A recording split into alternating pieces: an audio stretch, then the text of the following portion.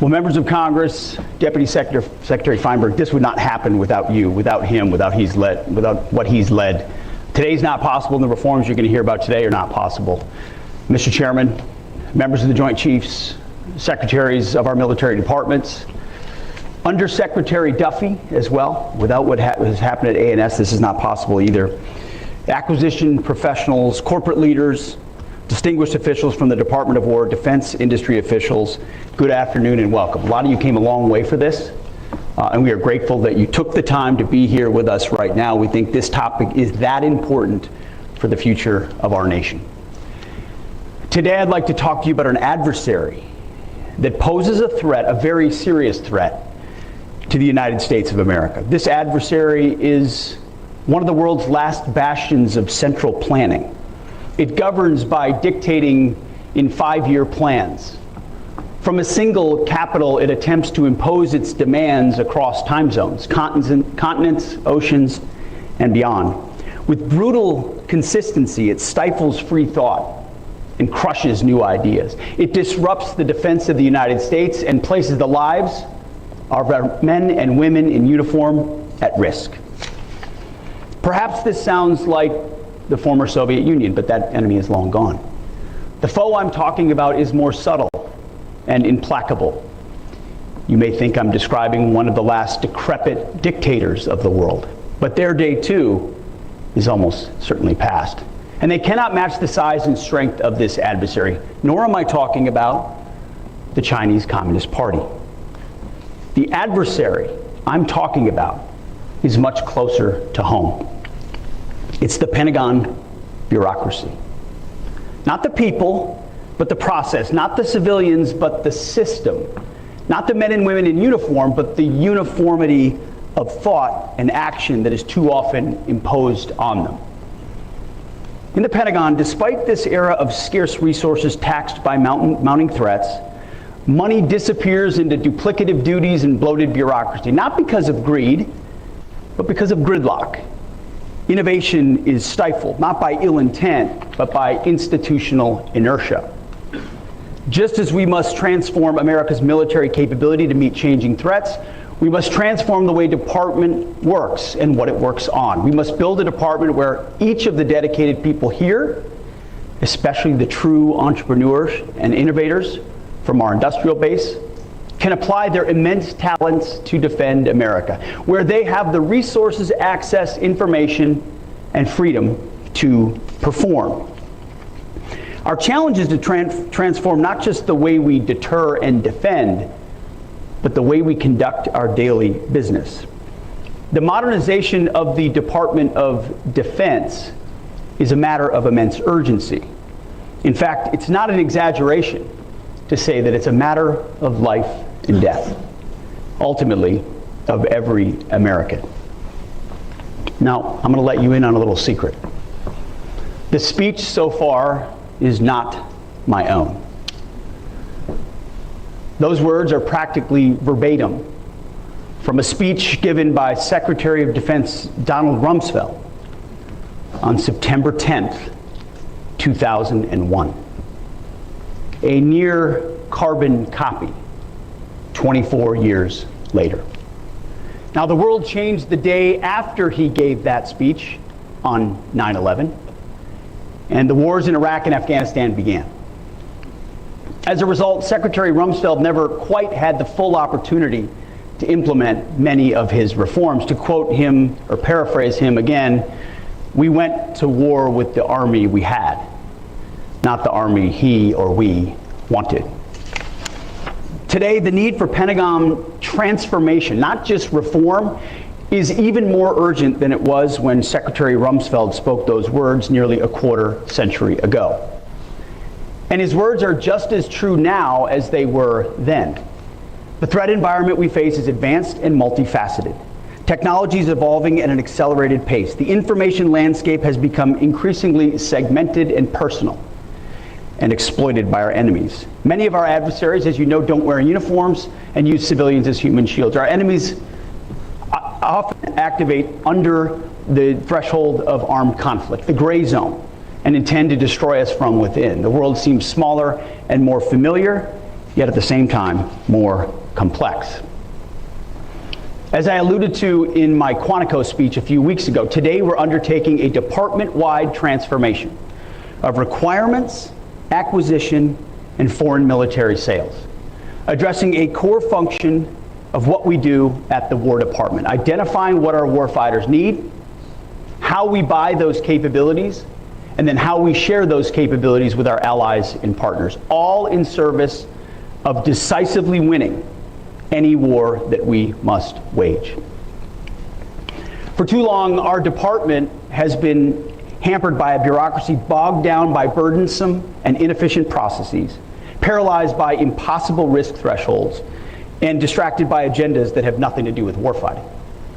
Naturally, such a system gives rise to a certain culture within the organization, and people adapt to that culture in order to thrive within it. The institution shapes the individuals as much as the individuals shape the institution. It becomes mutually reinforcing, and over time, the prevailing pattern becomes more and more entrenched, risk-averse, and immovable, to the point that the whole psychology of the department is stuck in a system in which process, not outcomes, matter the most. Previous administrations have tried and failed to address these issues, seeking to go around the process rather than confront it head-on, leaving our military and our industrial base weaker as a result. The department's perverse process has in turn fostered a culture in today's defense industrial base that makes it unlike any other American market, uniquely tailored to the Pentagon in the worst way. Unstable demand signals, uncertain projections, and volatile customer base has caused the defense industry to adopt the same entrenched, risk-averse, and lethargic culture that we have in government. The result, an absence of urgency, a fear of innovation, and a fundamental lack of trust between the military customer and our limited, more limited than it should be, defense industrial base. What's worse, the defense industry financially benefits from our backwards culture. Schedule overruns, huge order backlogs, and too predictable cost increases become the norm. Our military and our taxpayers need a defense industrial base that it can count on to scale with urgency in a crisis, not one that is content to wait for money before taking urgent action. This relates to the whole industrial base, and most importantly to the large primes that we do business with today. These large defense primes need to change to focus on speed and volume and to invest their own capital to get there. If we do that, the Department of War is, of course, big-time supportive of profits. We are capitalists, after all. But if they do not, those big ones will fade away.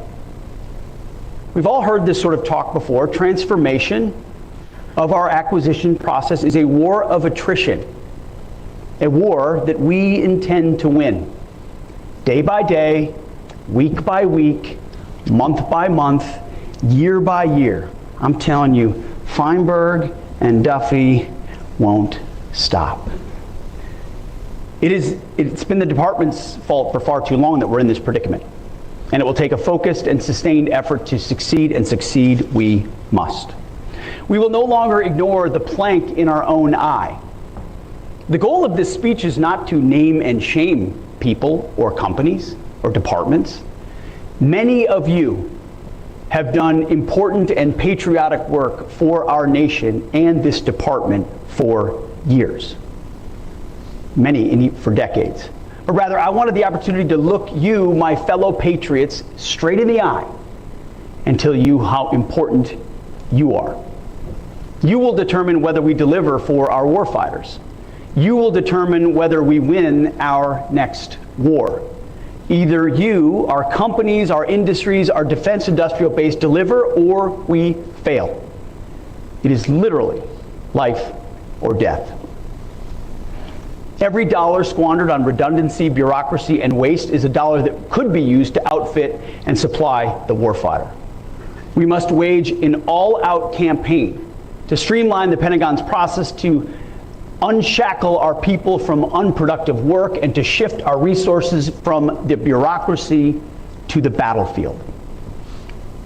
Our objective is simple: transform the entire acquisition system to operate on a wartime footing, to rapidly accelerate the fielding of capabilities and focus on results. Our objective is to rebuild the arsenal of freedom.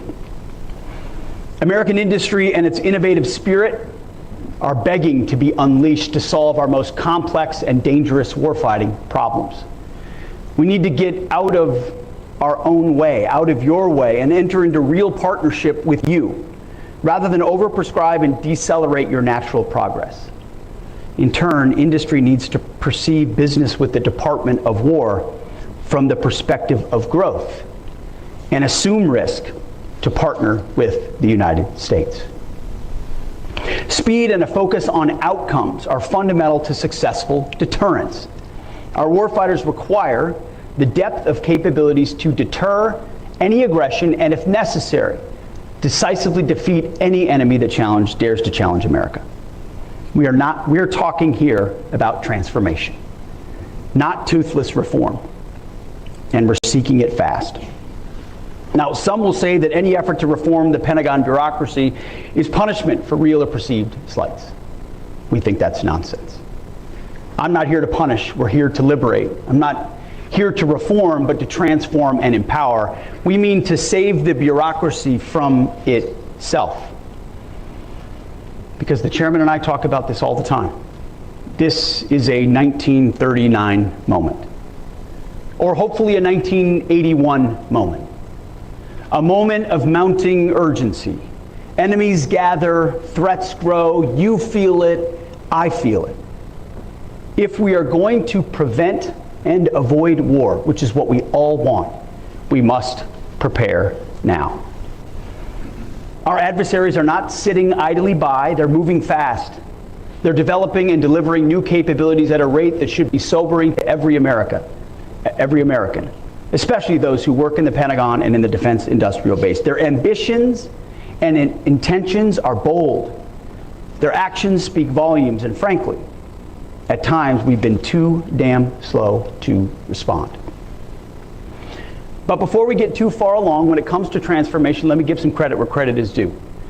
President Trump has led on this, issued 4 executive orders directing transformation of defense acquisition, spurring innovation of the defense industrial base in particular, and the entire federal procurement process and foreign military sales in general. That's because the president recognizes one simple fact: America's military is the greatest in the world by far, and we must keep it that way. Our commander-in-chief is leading the way, affording us, this is what is so key in any effort like this, affording us the top cover to do big, hard, and necessary things quickly. Members of the House and Senate Armed Services Committee, on a bipartisan basis, have advanced proposals to reform Pentagon procurement through the SPEED Act and the Forged Act.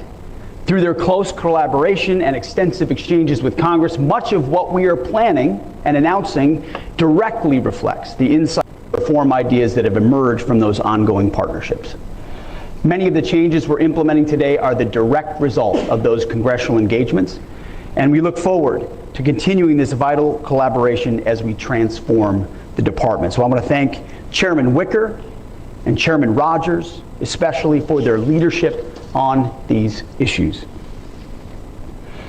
Together, these executive orders, the congressional reforms, and the efforts by the services and department leadership, many of which are already underway, will enable 5 broad transformations. 1, inspire American industry to become a wartime industrial base that focuses on speed and volume through reliable demand and adaptable business practices for current partners and new entrants alike.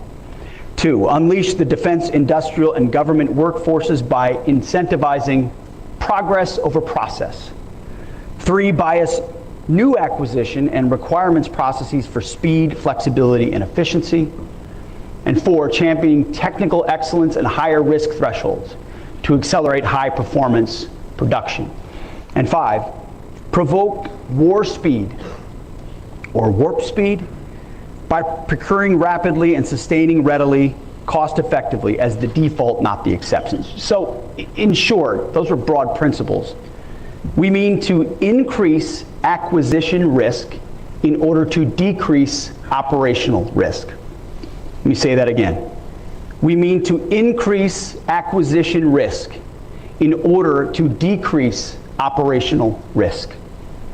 By taking greater calculated risk in how we build, buy, and maintain our systems, we will gain speed to more quickly provide capabilities to the battlefield. An 85% solution in the hands of our armed forces today is infinitely better than an unachievable 100% solution,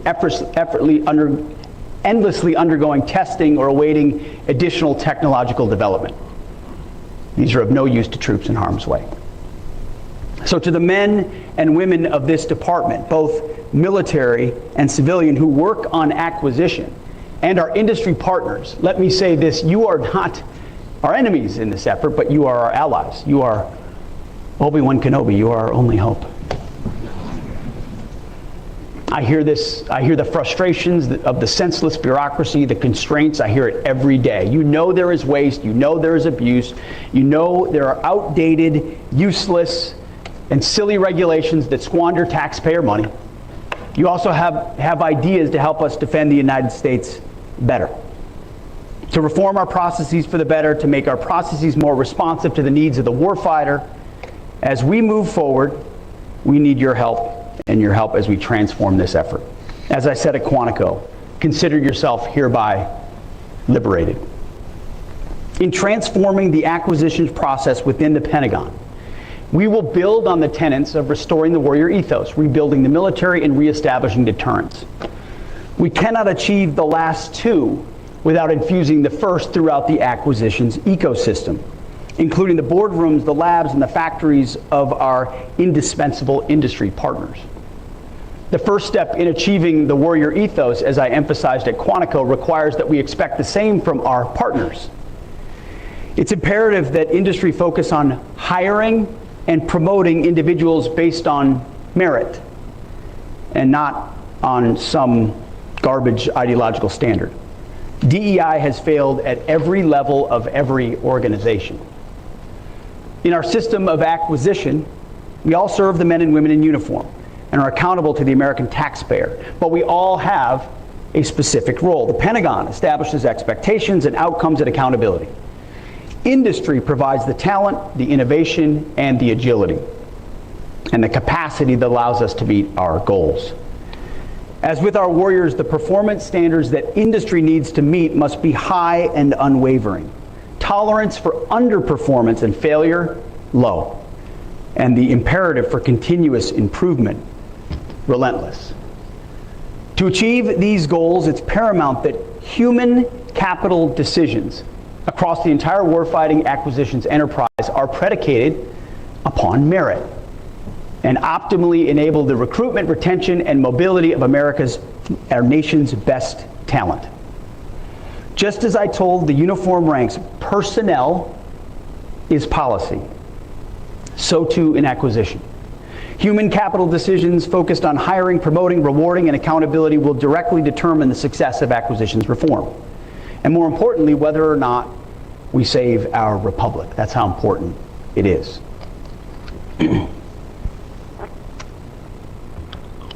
The time for half measures, it's been over for decades, as Secretary Rumsfeld's speech reminds us. We're taking bold and swift action to transform requirements development, overhaul our acquisitions process, and enhance foreign military sales.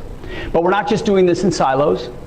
The development of this transformation has prioritized civil-military collaboration at every step, ensuring both our civilian and military leaders across the services and the joint staff directly contributed to the development of the coordination of this overhaul. This was not OSW sitting in a room thinking up ideas. This was collaborative across the Pentagon with the services and the joint staff to figure out how we can make this happen. This is a team effort at the Pentagon, not a hostile takeover. Here are the 5 overarching transformative pillars that form the foundation on the procurement process. First, we will stabilize demand signals. We will award companies bigger, longer contracts for proven systems. So those companies will be confident in investing more to grow the industrial base that supplies our weapon systems more and faster.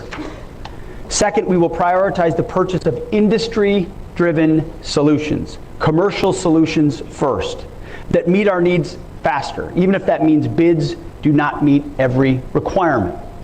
It means that we will be open to buying the 85% solution and iterate together over time to achieve the 100% solution.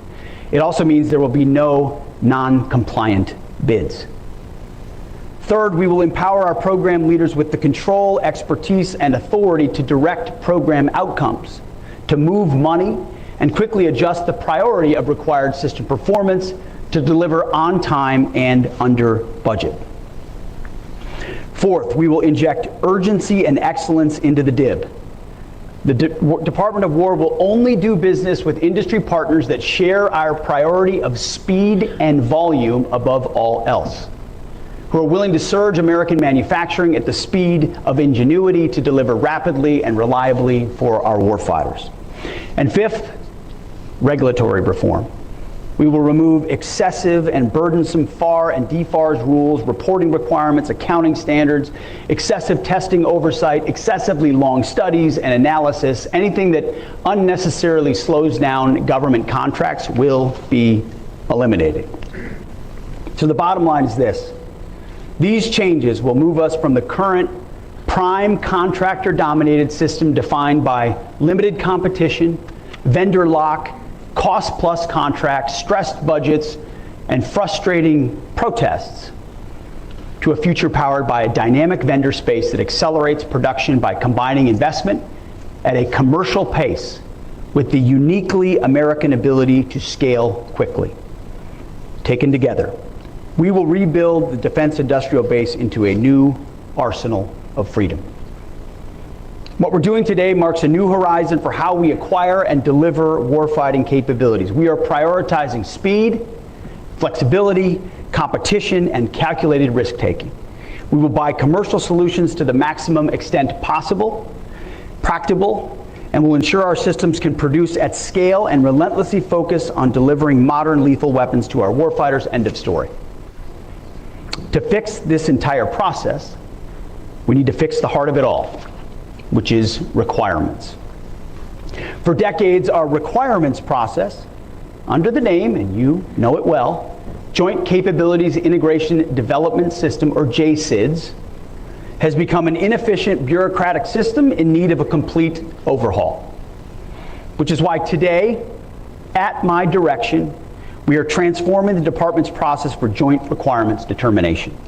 Re-envisioning the requirements process is a decisive step in rebuilding the nation that once led the world in turning ideas into combat power, thoughts into lethality. I am canceling JCIDS, which moved at the speed of paperwork, not war. To put it plainly, JCIDS became a years-long bureaucratic anchor that dragged us down while our adversaries surged ahead with purpose and precision. JCIDS was focused on defining systems requirements, staffing them through countless oversight boards, and then locking them down, while threats and technologies continued to evolve. To validate requirements documents, JCIDS often took over 300 days. Yes, 300 days to close to one whole year just to approve a single document. By the time it got stamped, and it probably was stamped, the threat had changed and the warfighters' needs had shifted. The process was so complicated that there is a 400-page manual, instruction manual, just to understand it, imposing endless templates and layers for review. JCIDS had dozens of reviewers and sign-offs and hundreds of comments to approve a single document. It's its own ecosystem, most of which added little to no value. We tried to please everyone, so we chased consensus instead of clarity. It became a go-along to get along process. The result? Over-specified requirements that satisfy everyone and serve no one. A process built to serve the process. Our industry partners know the biggest obstacle isn't technology, it's our processes. Requirements are unclear or overly prescriptive and even contradict themselves, like that last sentence.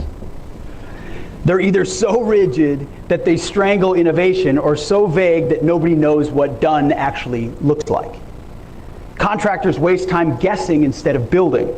The result, cost overruns, frustration on both sides, and delayed delivery to the warfighter. What industry is asking for is simple. Clear, stable problem statements, provided early enough to plan, hire, and train the workforce, and then invest in capital modernization. We rarely engage innovators early, and when we do, the process tries to retrofit their ideas into outdated formats. Existing industry partners who understand the cumbersome process don't even bother to innovate. They know there is no upside to innovation. Rigid standards and archaic templates choke the agility that we need.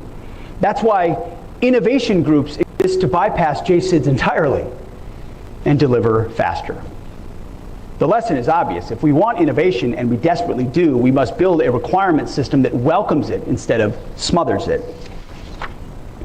You can catch a glimpse of where we're moving when it comes to our commitment to acquiring critical munitions and the Golden Dome. Secretary Gates, for example, circumvented the Pentagon process to quickly develop and field the MRAP.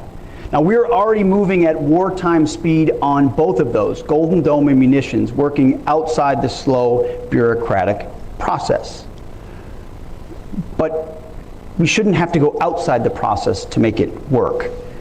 Urgent needs are met by circumventing it. We can't rely on that. Instead, the entire process must move at the speed of critical munitions, Golden Dome, and the MRAP. In short, we can't continue making big promises we can't keep. The people who define what we need aren't linked to the people who control the money or build the systems. So requirements move forward on paper, but the funding and execution don't follow. By the way, if folks are watching this on Fox, their eyes are rolling over. But everyone in this room understands exactly what I'm talking about. The result, plans without resources, programs without liftoff, and warfighters waving for capabilities that arrive late or never arrive at all. No feedback loop, no shared priorities, and no accountability. Until we connect need, money, and delivery under one roof, we keep producing wish lists instead of weapons. President Trump recognized the reality and challenged our department to adopt a wartime mindset, to confront the bloated and inefficient bureaucracy. And that is why today, at my direction, we are undertaking a series of actions that immediately and fundamentally change how we develop requirements, to get capabilities into the hands of our warfighters at speed. We're ending a system built for paperwork, not mission. JSIDS is dead, and it was slow and bloated and disconnected from reality, and we will do better. I'm directing the Joint Requirements Oversight Council, the JROC, to stop validating service requirements and to kill the paperwork culture that buries ideas before they ever reach the field. In its place, we're building a new model focused on speed, alignment, and action. We're also reorienting the JROC to start identifying and ranking the joint forces' toughest problems, what we call joint operational problems. The problems will drive the priorities for the entire department. That is why today, at my direction, we're standing up 3 new decision forums in place of JSIDS. The first is the Requirements and Resourcing Alignment Board, or RRAB, a new decision forum co-led by the Deputy Secretary of War and the Vice Chairman of the Joint Chiefs of Staff, to tie money directly to those top warfighting priorities. We will ensure the Joint Forces' top problems are funded. We're also creating the Mission Engineering and Integration Activity, or MEIA, to bring the best minds, government, industry, and labs together early to experiment, integrate, iterate, and prototype solutions instead of watching good ideas die at the hands of a worthless process. And to make sure good ideas don't die in the infamous Valley of Death, we're establishing the Joint Acceleration Reserve, or JAR, a funding pool set aside to move promising solutions straight into the fight. Finally, each military service will review and reform its own requirements process, cutting red tape, engaging industry earlier, and aligning internal priorities to the new joint system. So what do we believe this new process will achieve? Speed replaces process, money follows need, joint problems drive action, experimentation accelerates delivery, and the services move faster and smarter. Take contested logistics, for example. When we fight, our ability to move weapons, supplies, and reinforcements to the front lines and back, it's critical. We can stay in the fight only as long as our logistics sustain us. Our adversaries know this, and they will attack our supply routes, ports, airfields, depots, and information systems in order to disrupt us. We must be able to fight in this contested environment, and these reforms will ensure that we can. We'll start by elevating contested logistics as a key prioritized operational problem. We're going to work side by side with our industry partners to come up with innovative solutions through experimentation and rapid prototyping and ensure that it's properly funded. Logistics will be prioritized, integrated, and delivered quickly and as long as our warfighters need it. See, we're moving from process to purpose and from paper to power projection. And this is not a minor requirements reform, it is a transformation. A change that allows us to outpace our adversaries and restore deterrence. Field capabilities quickly and welcome new entrants. A chance to achieve President Trump's vision of peace through strength. Every leader, every program, and every dollar will face one simple test. Are we delivering real capability to the warfighter faster than we were before? If the answer is no, we will adapt. We will not stop, and we will not back down. That was requirements. On to acquisitions. Hand in hand with requirements is acquisitions transformation, which is why today, at my direction, the Department of War will immediately begin implementing a comprehensive overhaul of our acquisition system. President Trump did not send us here to nibble at the edges. He sent us here to fix it. And that's exactly what we plan to do.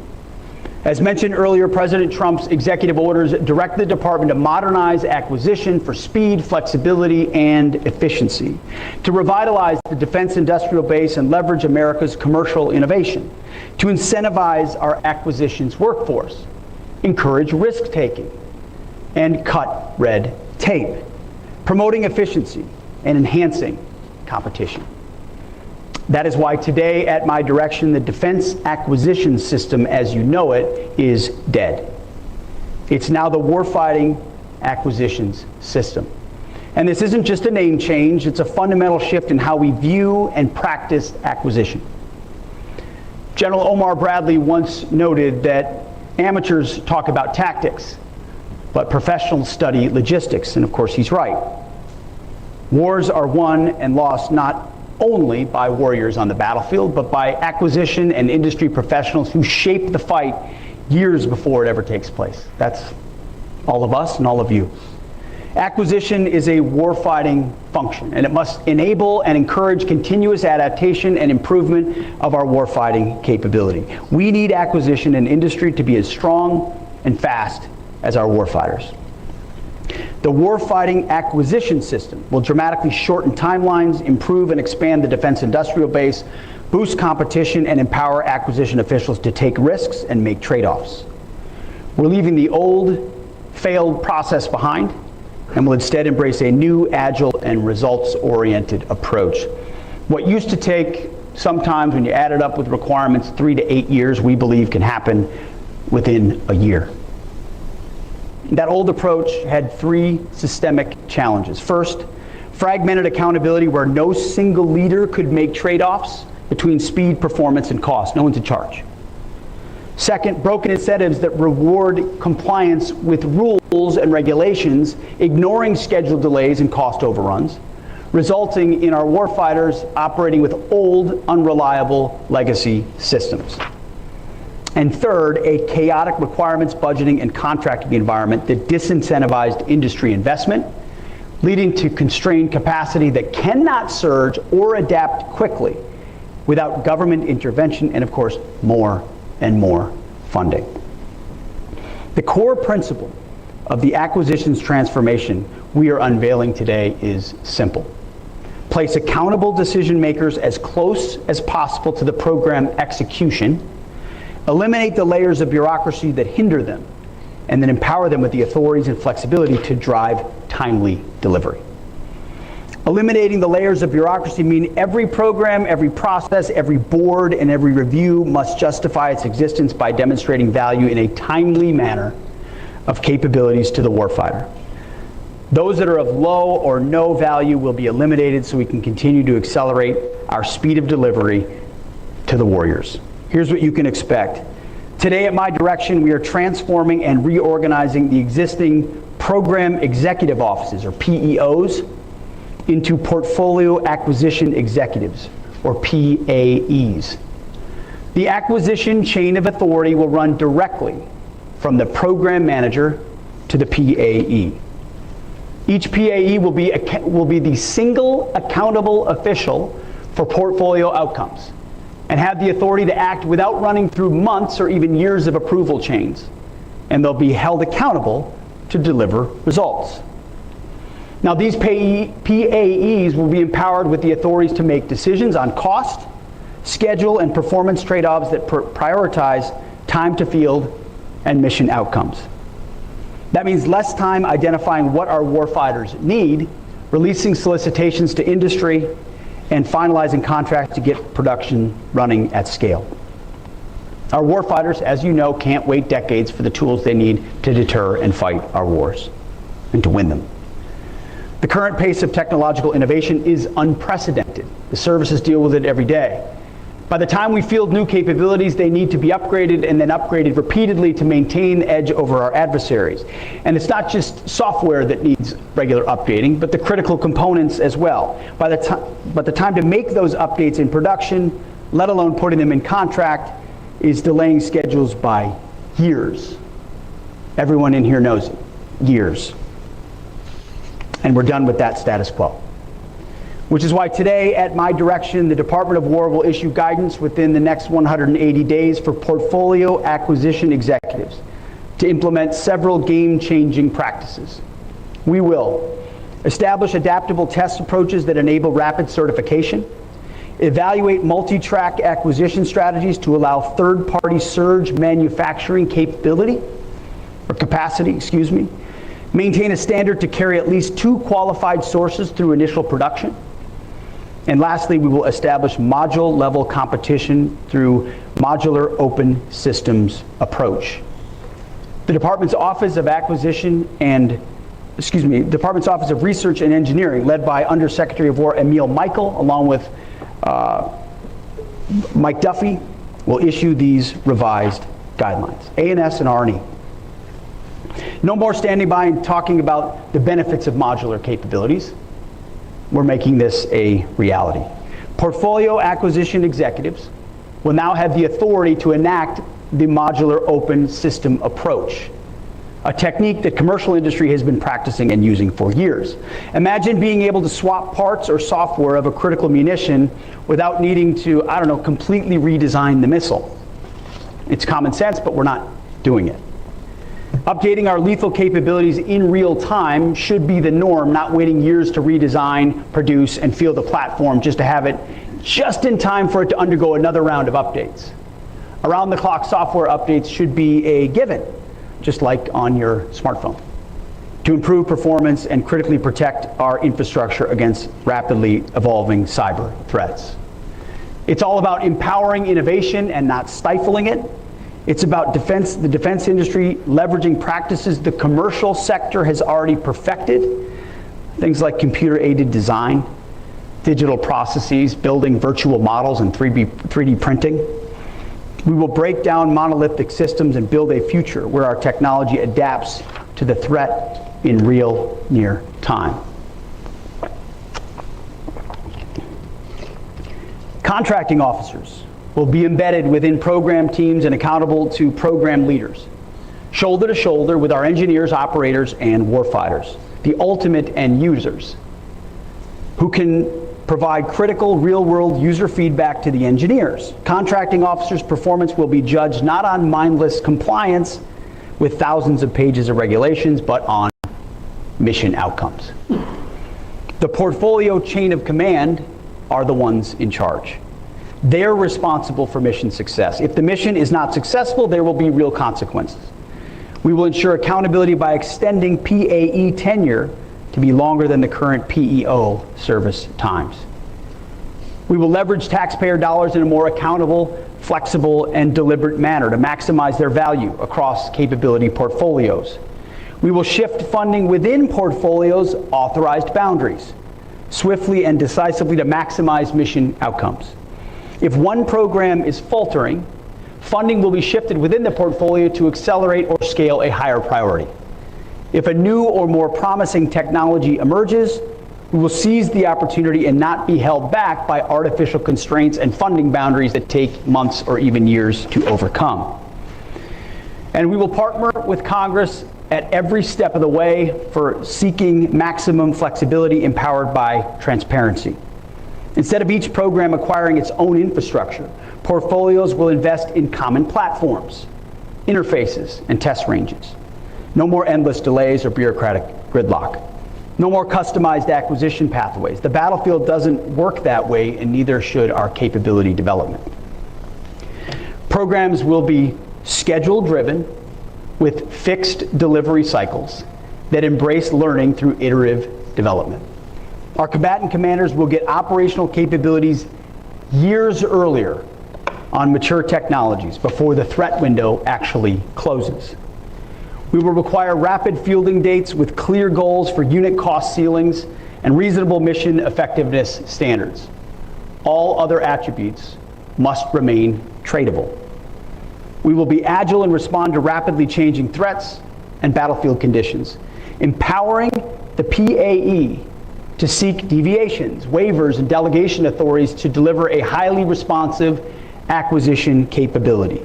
We will eliminate unnecessary technical standards and compliance requirements that add little or no value to fielding lethal capabilities. We will create lean technical advisory processes to inform accelerated decision making. We want technical rigor without sacrificing speed. Technical rigor will only come from people most engaged in the program, and they should have a large voice in the process. No more lengthy, inefficient reviews by people who are out of the loop and add nothing but time to the process. We will focus on the operational problems that material solutions are intended to address. We will prefer alternate proposals or solutions that deviate from stated requirements but more effectively achieve operational objectives. Evaluation criteria will focus on mission effectiveness, not specification compliance. We're not just buying something. We are solving life and death problems for our warfighters. We're not building for peacetime. We are pivoting the Pentagon and our industrial base to a wartime footing. Building for victory should our adversaries FAFO. That's why today, at my direction, the Department of War is delivering a plan to streamline test and evaluation requirements. Testing early and often is essential at certain stages of development, but testing for the sake of testing inhibits progress and delays delivery. We will shine a light on performance standards as well, which is why today, at my direction, we are mandating portfolio scorecards with primary performance measures focusing on what truly matters: the time it takes to put weapons in the hands of our men and women who use it if and when necessary. We'll also continue to focus on operational availability and mission capability rates of our current weapon systems. Far too many of our systems are not available to fight right now, as they languish in depots and shipyards for repairs and maintenance, or wait years for parts and the prime contractor to repair the system. We will maximize the number of weapon systems that are available for conflict. The faster we can deliver modern weapon systems, the faster we can retire decades-old legacy systems. We will tailor other measures to each portfolio's specific needs. No hiding, no excuses. Results will be clear and drive improvement, and everyone is responsible for raising opportunities for improvement. Speed and volume will rule. We will foster competition, embrace modularity, and pursue multi-source procurements at every opportunity, moving fast to contract, test, scale, and deploy when a solution is clear. We will strive to maintain at least 2 qualified sources for critical program components. We will minimize getting ourselves into single-source situations where contractors have monopoly power over a key warfighting capability. We will enable third-party integration without prime contractor bottlenecks. Success will be measured by the ability of qualified vendors to independently develop, test, and integrate replacement modules at the component level throughout the system life cycle. There's no more complacency and no more monopolies. To make competition easier, we will increase incentives for component-level competition. This is about more than optics. It's about delivering better components at lower cost. Multi-track acquisition is the future. Now, I'm not talking about 2 sources that were bought out by the same prime to give the illusion of choice. I'm talking about meaningful choice, where quality and speed matter and where prices go down. Moreover, today, at my direction, commercial products and offerings will be the default policy. We will enhance the presumption of commerciality. Within 90 days, we will issue guidance that demands a commercial-first and alternative proposals policy to enhance flexibility. We will harness more of America's innovative companies to focus their talent and their technologies on our toughest national security problems. We're leaving too much on the cutting room floor. We want them to deliver novel solutions to our warfighters so that we have an overwhelming advantage in future wars. Our goal, as you know, is to never enter a fair fight. The bottom line is we're buying solutions, not specifications. We will evaluate results, not paperwork. If a better solution exists outside the traditional channels, we will find it and we will acquire it. And that is why, as part of this transformation today, at my direction, we are establishing the Wartime Production Unit, or WPU, at the Department of War. This new unit has been redesigned from the existing Joint Production Acceleration Cell and will focus on transforming how we accelerate the delivery of critical capabilities to our warfighters. We will accomplish this by leveraging a dedicated deal team, empowered to forging groundbreaking business deals that revolutionize production capacity and completely overhaul contract execution. The deal team will reinforce our contracting workforce, enabling them to work with newly empowered PAEs to negotiate with vendors based on a broader perspective of the vendor's total book of business within the department, rather than through the lens of a single program, creating leverage and incentives not previously applied. This deal team will craft financial incentives that drive contractor performance, demanding on-time delivery of the weapons our warfighters desperately need.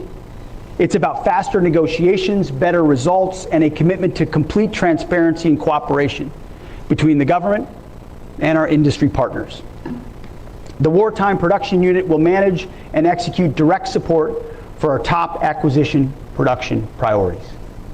To ensure that we have the best minds in the business, we will bring in a wide variety of the nation's most talented experts to advise on industrial production optimization. We have already been doing this, we are doing it, and it's been led by the Deputy Secretary of War, and the results thus far have been fantastic. We plan to scale it and scale it quickly. Many talented operators are already on board at the Pentagon. Former industry executives who are serving our country to drive success. We call them Business Operators for National Defense, or BOND. I encourage those listening who are interested to reach out if you have the skills to contribute to the defense industrial renewal we are embarking on. This may seem like an obvious change, but it's new for our department to empower world-class operators to help drive necessary change from the Pentagon to industry. This initiative is not a pilot program. It's a fundamental shift in how we arm our warfighters. We are committed to dominating the modern battlefield. And that domination starts with a wartime industrial base focused on execution and operational success.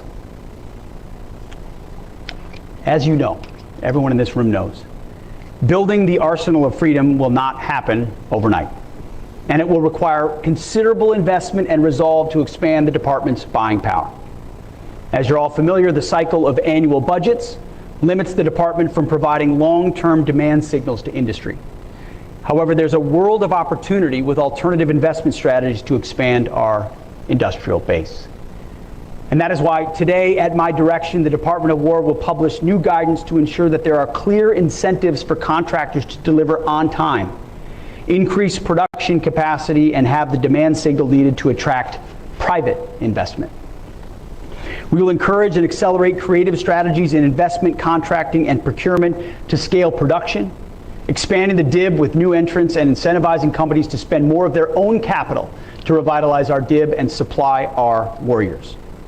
We will drive strategies that create stable, clear, and consistent demand signals for industry to invest and scale production of lethal capabilities. This includes partnering with Congress to secure legislative authorities and appropriations flexibility needed to make the department a more predictable partner for industry, enhanced multi-year procurement authorities, guaranteed purchase orders, and stable funding mechanisms that will be the foundation for unleashing unprecedented private sector investment in defense production capacity. This will build on the great work already done to improve the PPB&E process and how CAPE and Comptroller interact with Congress. We commit to doing our part, but industry also needs to be willing to invest their own dollars to meet the long-term demand signals provided to them. Industry must use capital expenditures to upgrade facilities, upskill their workforce, and expand capacity. If they don't, we are prepared to fully employ and leverage the many authorities provided to the President, which ensure that the department can secure from industry anything and everything that is required to fight and win our nation's wars. Our national security comes first. You, our friends among industry, must realize that we appreciate your need to make a good margin and a profit as capitalists. But you must invest in yourselves rather than saddling taxpayers with every cost. For those who come along with us, this will be a great growth opportunity and you will benefit. To industry not willing to assume risk in order to work with the military, we may have to wish you well in your future endeavors, which would probably be outside the Pentagon. We're going to make defense contracting competitive again. And those who are too comfortable with the status quo to compete are not going to be welcome. To the majority of American industry who enjoy steady demand signals, to the major manufacturers who have built our country and our incredible, exquisite systems, to those of you who are not in this room today because you don't currently do business with the Pentagon, the Department of War wants any and all of you to be a part of our industrial base. We want all comers who are prepared to go at wartime speed. We're committed to being better customers, and this acquisition transformation demonstrates our commitment. The Deputy Secretary of War has already reached out to many of you to gauge your interest. I've talked to a lot of folks. We've never had a deputy like this man who has the business background and experience that he has, and we're leveraging the hell out of it. On behalf of the department and our country, I encourage you to answer his call when it comes. None of this transformative effort would be possible without a massive culture change amongst our acquisitions workforce. The Defense Acquisition University is obsolete. It must become an incubator of acquisition excellence and urgency. That is why today, at my direction, we're immediately transforming it into a competency-based educational institution named the Warfighting Acquisition University. It will be the launching pad of our acquisition workforce, imbued with a transformative and warrior mindset. The same warrior ethos I invoked in Quantico must extend across the acquisitions ecosystem to contracting officers, program managers, systems engineers, and requirements developers. The patriotic men and women in this audience who architect, develop, and procure the world's most lethal and capable technology must be unleashed to deliver the arsenal of freedom faster than we ever have before. The Warfighting Acquisition University will prioritize cohort-based programs, combining experimental and project-based learning on real portfolio challenges, industry-government exchanges, and case method instruction that develops critical thinking and rapid decision-making. No more sitting in classrooms, learning about failed processes of the past. Our acquisition system is only as good as our workforce. Trust me, I understand the challenges of the workforce. Portfolios and programs can't succeed when leaders rotate out every 2 years. Greater stability ensures deeper insights into technology, relationships with companies, personnel development, and accountability to deliver outcomes. And that is why today, at my direction, the department is developing policies to create blended career paths of key portfolio and program officials, extending their tenure by requiring 4-year minimum terms with 2-year extensions, and tying their incentives to competition, capability delivery time, and mission outcomes. This will ensure accountability for strategies and decisions with continuous improvement throughout execution phases. Again, we're not just making tweaks. We are fundamentally changing the way we do business. These are not just words. We've already done a great deal of the work. In fact, the new acquisition transformation strategy is being released today. And for many of you in this room, it's hitting your inboxes right now, as are all of the directives that we're announcing today. You will have them before you leave this room. It's a great read. I encourage you to check it out. I read more than the executive summary. Speed to delivery is now our organizing principle. It is the decisive factor in maintaining deterrence and warfighting advantage. If our warfighters die or our country loses because we took too long to get them what we needed, we have failed. It is that simple. That is the business we are in. And we talk to a lot of people that have been in this building a long time. The sense of that urgency has slipped too much. And when you look at what we face, we have to recapture it. Finally, foreign military sales. Transforming requirements and acquisition alone, not enough. We must also improve the way our department and the industrial base supports weapons sales to our allies and our partners. This is a top priority for my team in partnership with Secretary Rubio and Secretary Lutnick. Thanks to the efforts of President Trump, we have reached an all-time high in our foreign military sales. President Trump is securing deal after deal to bring cold, hard cash to American manufacturers, but our processes are too slow, and our industrial base is too inefficient to keep up and deliver on time to our allies and partners. Believe me, I hear about this on every foreign trip and every conversation I have with every president, prime minister, and minister of defense is what is wrong with your foreign military sales.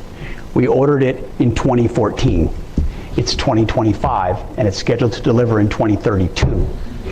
And I sit there going, I don't know what the hell. But we didn't break it, but we're going to fix it. Not only are foreign military sales and defense commercial sales important to our American industrial base, but they're also critical to our strategic vision on the global landscape. Burden sharing has been a key pillar of President Trump's and the Department of War's agenda.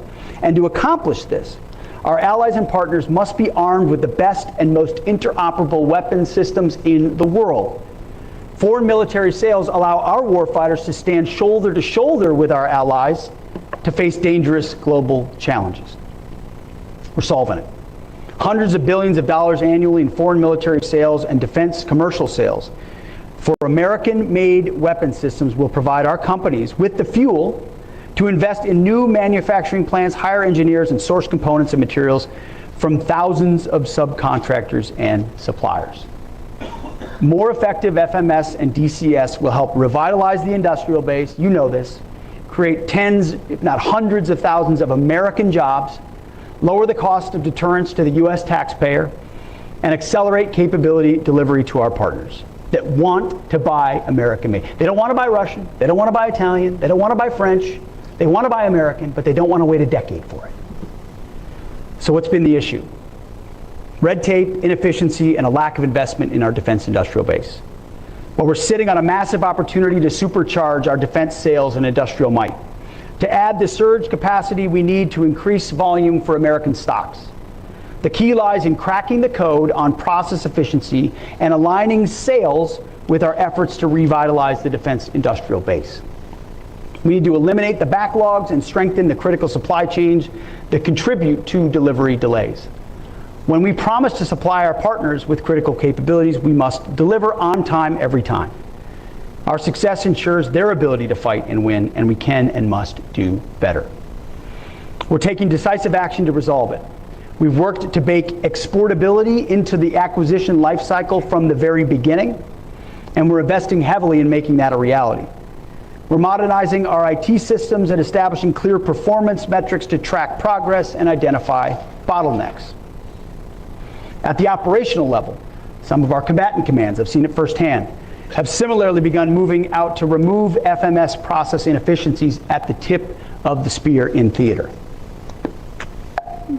But the next step is a crucial one, and that's why today, at my direction, I'm directing the realignment of operational control of Defense Security Cooperation Agency, DSCA, and the Defense Technology Security Administration, DTSA, removing it from under the Secretary of War for Policy to the Undersecretary of War for Acquisition and Sustainment. So from policy to A&S. Now you might ask yourself, how does an internal Department of War shift in reporting structures make any difference? It makes a huge difference. In delivering defense articles and services to our allies and partners, it's a complex process, and success demands a unified approach across the entire acquisition lifecycle. From the first dollars invested in research and development, all the way through maintenance and delivery of spare parts. When a foreign partner or ally needs to acquire a new capability from the United States, we need to ensure that the department's own processes are efficient, effective, and primed to rapidly review those capabilities for transfer or place them on contract and then delivered as quickly as possible without impeding deliveries to the U.S. warfighter. By planning against a total aggregated picture of global demand against our industrial might, we can achieve breakthrough results, rapidly equipping our allies, bolstering global stability, and projecting American strength. That's exactly what this realignment gets after. By aligning DSCA and DTSA under A&S, we provide leadership focus and establish clear lines of accountability. We're better integrating FMS with our warfighter acquisition system and our defense industrial base activities. What you get is stronger cohesion of our acquisition, security cooperation, and technology security enterprise.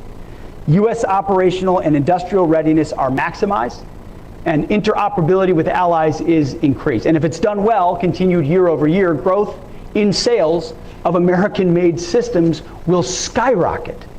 You should all love that. Starting today, we will now manage our defense sales enterprise with a single integrated vision from initial planning to contract execution to delivery.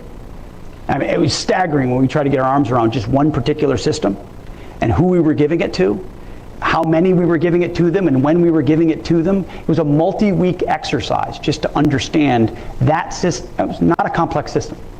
That system, who it was going to, how long it would take, how it traded off of ours, we had no idea. So half of this is just totally understanding that process top to bottom.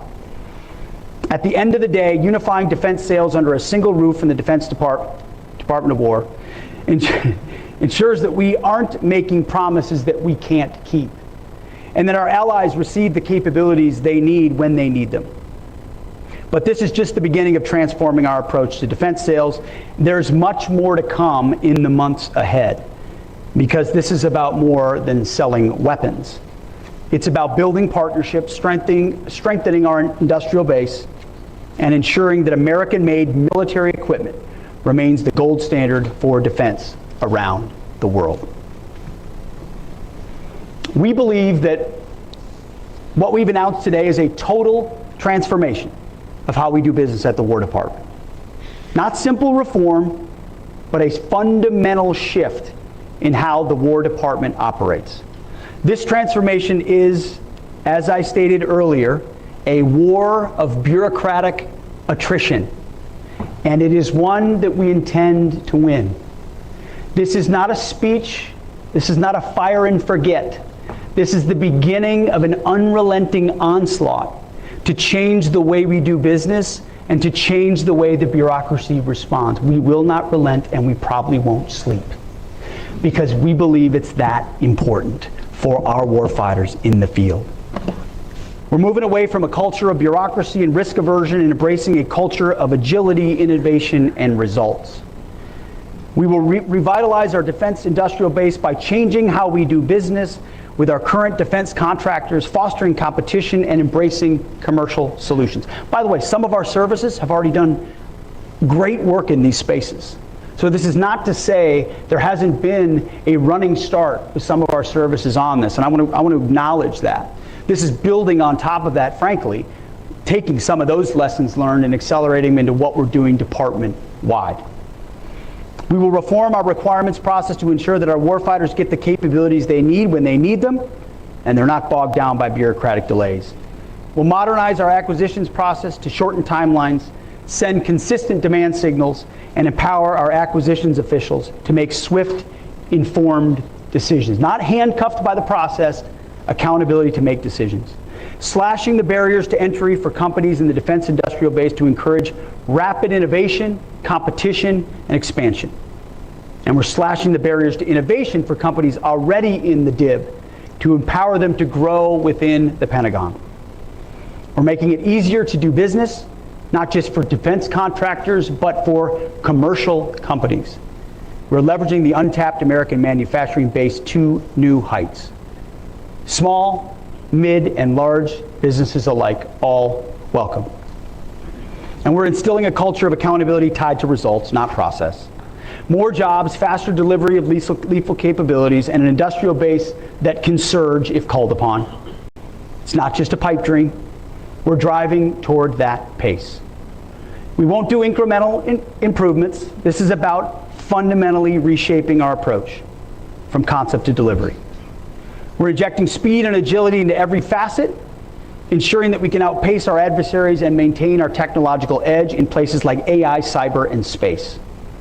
It's not about building a military that is not only strong, but it's how to be adaptable, resilient, and ready to meet any challenge with a magazine depth that makes sure that any fight we choose or that which is thrust upon us is an unfair battle. So much of this is about magazine depth.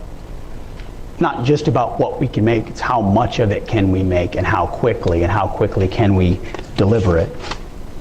We're not just building a stronger military today, we are laying the foundation for continued dominance in the decades to come. We intend to build a dynamic and responsive system that can adapt to emerging threats and leverage new technologies. We're ensuring that future generations of warfighters have the tools and the capabilities to defend our nation.